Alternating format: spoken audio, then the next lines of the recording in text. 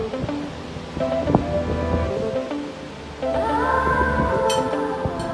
and gentlemen,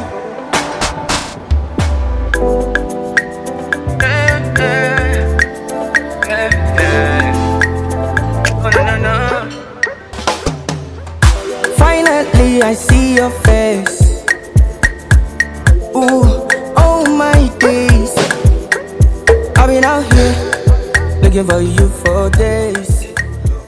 Ooh, I'm here again as usual. This is Ignatius Cleymo, and I always, as I tell you, I bring you good things and everything on point.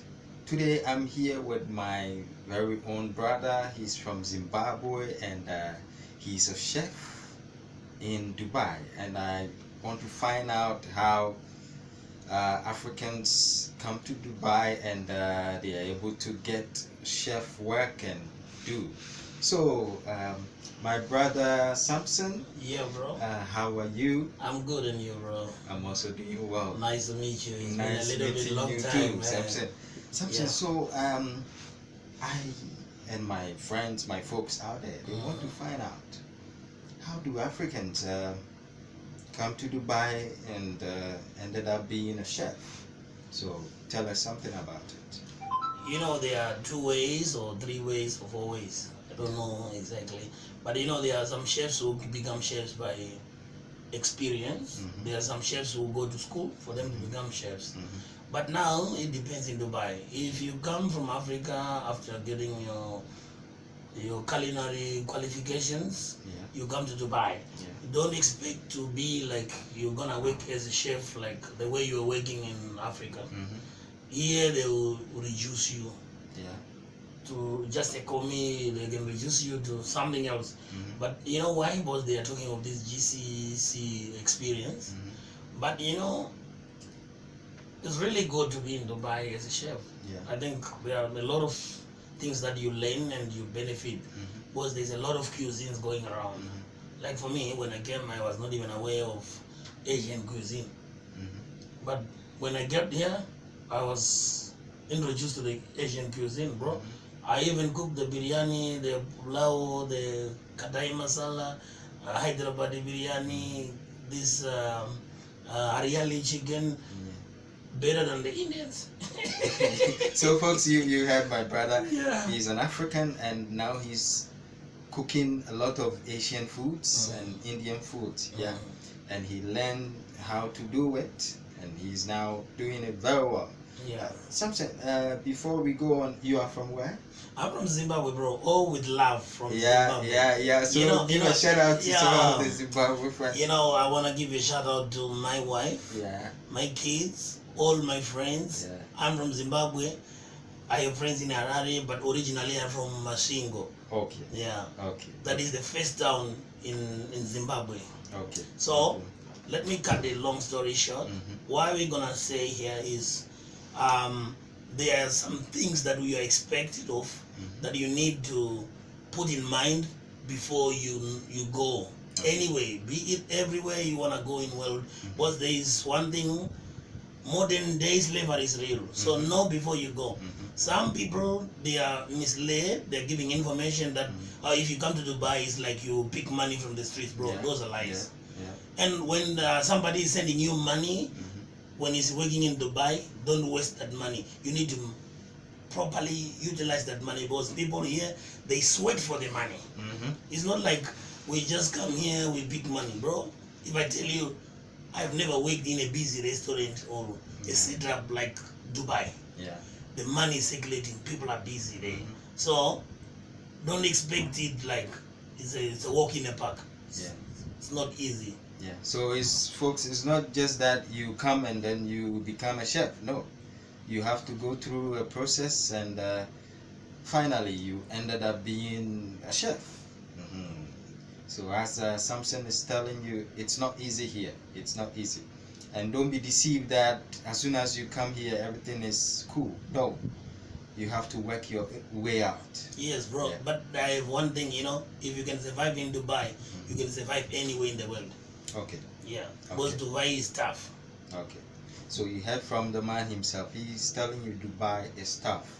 you have to work your way out. It's not just a walk in the park. Mhm. So, you know, recently I was home.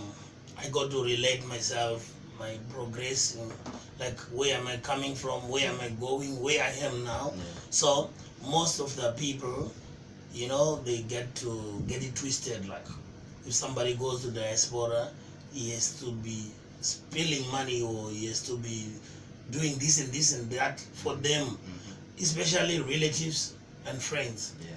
But you know, sometimes it's not easy here. I want to give you one example. You go diaspora, put your mind online, focus, and invest back home. That's the best words I can ever tell anyone. Here is not our place. Yeah. So we need to invest back home. So the time that you get sick, or the time you think of getting home, you know, like, to be honest, you know, Dubai, you can just get deported at any time. Yeah. So you need to have something on the ground when you go home. So when you go back home, you have something that is starting, Okay. already starting. Okay. Like, I want to give you an example. When I came to Dubai, I came in Dubai in 2019. Then the corona came. I went back home. Then on an unpaid leave, I was working for Emirates Flight Catering. Then after 5 months, they sent me the ticket. I have to come back. But I was not waiting for them. Yeah. I had 2,100 plants of watermelons. I was thinking, if I strike this deal, I was not even going to reject their offer to say I'm not gonna leave Africa. But to be honest, there is a lot of opportunities in Africa. Okay. But you need something for you to get something. Yeah. You understand? You cannot just wake up in the morning from your bed and you expect thousands of dollars to come to you. Yeah. You need to invest, set up your background, set up whatever you need. You know, there is what we call mechanization. We no longer need to work very hard. We need to work very smart. Nice one. Yes. So, folks, you heard from him. He says you need to work very smart, not very hard. And there are opportunities in Africa. So, Samson, what do you have to tell our brothers in Africa? Or what do you have to tell our brothers who are out there, who are making something? What do you want to tell them? Yeah, like, of late, I have somebody who is telling me he's willing to spend $2,500 to come to Dubai to look for a job. I'm like, bro, that money you can use it to start a business. That is, if you know. I'm not saying traveling abroad is a problem. You know, when you go abroad, you realize the opportunities. You realize your weaknesses. You understand? And you get to know your strength. Yeah. So every time, always do your SWOT analysis. But to be honest with you, there's more opportunity. There's more. It's viable in Africa. You know why I'm saying it's viable? Because, like, for now, I want to tell you, I bought 1 kg. I wanted to buy 2 kgs of white onion, king onion seeds. So I went to the shop. I was thinking, like, onions and vegetables, they're almost the same price. When I got there, they told me for 2 kgs, it's gonna be like 643 US dollars. I'm like, what? But I struggled. I bought 1 kg of dinner. I didn't want Texas, so I bought 1 kg of dinner, 643. That was 352. Yeah.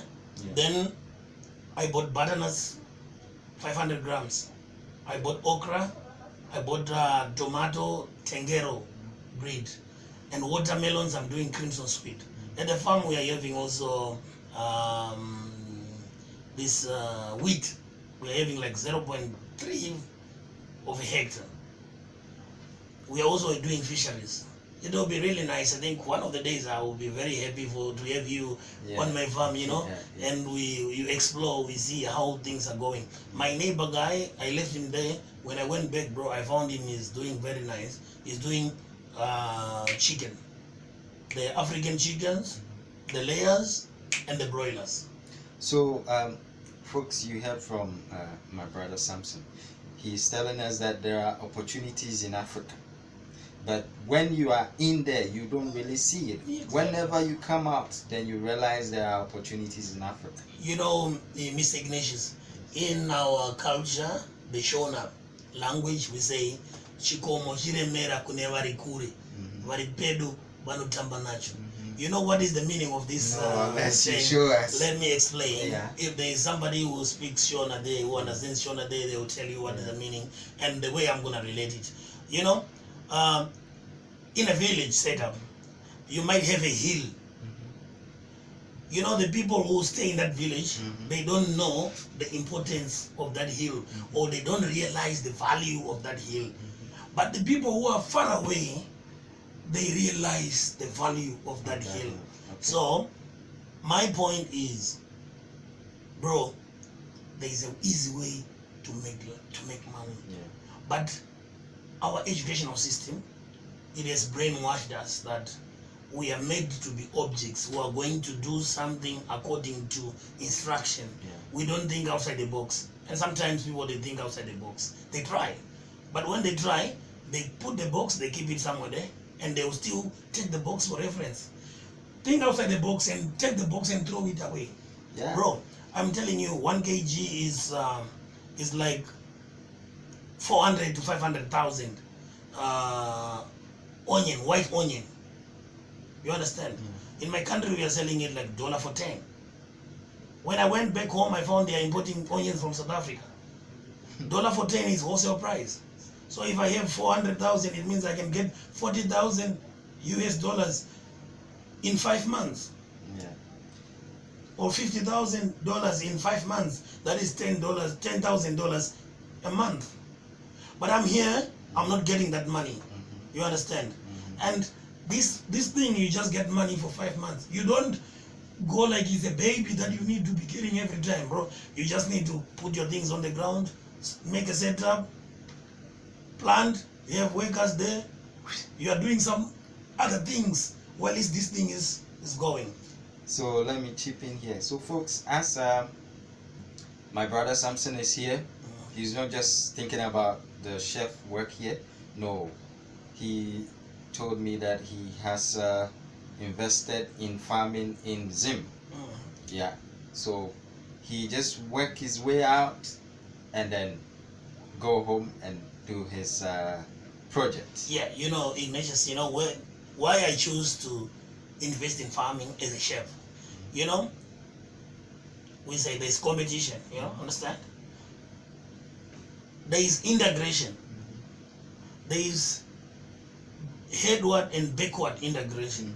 You understand? So if you're running a restaurant today and you're coming to buy tomatoes, you're coming to buy chickens from me, then after supplying you with the products, I'm also running my own restaurant there, where I don't go to anyone. I'm taking my onions, I'm taking my tomatoes, I'm taking my vegetables, the fish, the chickens, the ugali, maize powder, we call it sadza. The ugali is Kenyan. So if we are selling the same price, $1 in for instance, but I can give a better volume where the customers, they realize real value for money than the person who is trying to. I'm not saying you must not start it, but that's why you see mostly people, they will be like, okay, I start with a restaurant, but you see they will go and buy a farm and start to do their own things. You know, that is backward integration. So for me, I don't want backward. Was backward never, forward ever. I want headward. I'm gonna start from the farm. When my things are okay, I produce. Then I go to the next stage. That is the restaurant. And I'm thinking not just a restaurant. I'm thinking of a franchise. I'm gonna make a franchise, bro. But I worked in my country. I'm a product of Belvedere Technical Teachers College. So after graduating, I was like, oh, what is this? Then I found myself in the kitchen. To be honest with you, I wanted to be a mechanic. I didn't know that I would end up living as a chef. But you know, anyway, money is sweet. Whether you are selling jiggies, you are selling maputi, you are selling snacks, at the end of the day, whether you are a janitor, the money comes, the money is sweet. So, I'm like, things that corrupt our mind, this easy life, or the mobile thing that you want to do something, but you always like so many opportunities there that people, they don't know. If you check, there are so many minerals that are being discovered today, but they have been there and people, they don't know about them. So we need to adopt to the new digitalization. It's a global village now. If you have internet, don't use internet to watch some things that are not productive. Use those data bundles or the Wi-Fi to learn things that are going to build you. They're going to help you to become a different somebody in future. Most of the people who are making it abroad and will always dream to be like them, if you check how they started, it's never too late until you give it a try. And it's better to be late than never. You understand? Then as for the diasporans, there are people who are like, they move abroad and they get enough, but these jobs, they are not permanent. At any time you can get fired. At any time you can get hired. So whenever you get an opportunity, I believe we need to maximize it and remember where we come from. We come from Africa, so we need to focus most of our investments back to Africa. And we need to stop this complaining, baby cry mentality. Whenever you meet an African abroad, you ask him about where he comes from, he's always saying bad things. No, we need to be proud of ourselves. We need to be proud of our culture. When I met the Ghanaians, I realized you guys, you're very proud of your cuisine. I like the food, the okro, bafu food. At first I was like, oh, what is this? But in as much as I could, I tried it, and I'm like, when I go back home also, like recently, I prepared cow hoofs. We call them mazondo. And all my kids, they were all over. And from the time they eat that traditional food, even the appetite for eating food and meat, especially my boy was like, you serve him meat, you eat the sadza, ugali, then vegetables and soup. But for meat, you give it to the younger sister or the elder sister. But after he tasted this traditional food, even the meat now is eating. So we need to be proud of ourselves. We need to invest back home, so that whatever comes, being myself like this is by the grace of God. It's not like I'm wise or what. The next time I can be on the wheelchair, and I can no longer be on the line. I cannot no longer be cooking. So think of these things that they will happen. We have seen it happening to other people. There is no guarantee that it will not happen to us. So let's remain focused. It doesn't matter how much you have. But some people, they get very nice opportunity. They are driving big cars abroad, but back home, there is nothing. You understand? Make your home a nice place that when you go with your friend, like I told you, I'm inviting you to my farm. When I go with you, I should not tell you, wait here, I will be coming. No. I should go with you. We arrive there and everything is there. We are not saying we are rich, but we are trying. You understand? In the moment of trying, we'll get there. One Rastafarian, he said, when you are shooting, don't shoot for a star. Shoot for the moon. Because when you miss the moon, you land among the stars. But when you shoot for the stars, if you miss, you land nowhere. So always aim higher, so that when you're trying, you might not reach to your expectation, but still you manage to get somewhere. Don't aim small. Yeah, folks, you heard from the man himself. This is something for you. Very deep talk that he has just given it to us. So listen, when you are out there being a diaspora, remember to invest home. Make something in your home so that when you go back, you can always rely on that. And Africans, we have to be proud of ourselves, and we have to like each other. So as usual, always remember to subscribe to this channel, and then we will give you more and more. Ladies and gentlemen,